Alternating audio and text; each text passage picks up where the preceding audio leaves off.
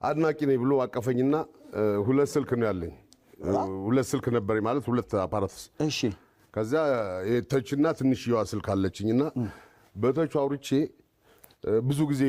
ዝርክርክ ነገር ነኝ እዚህ ኮት ይሰከታለሁ ስልክ ከዛ መጣ ፊት ለፊቴና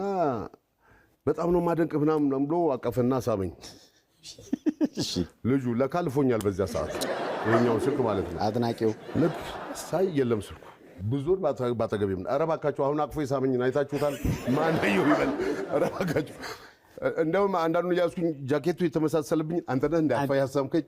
አይ አሁን አድናቂ ነኝ ብለህ አቅፈህ ስመኝ ነበር አረን አልተጠጋውም ከዛ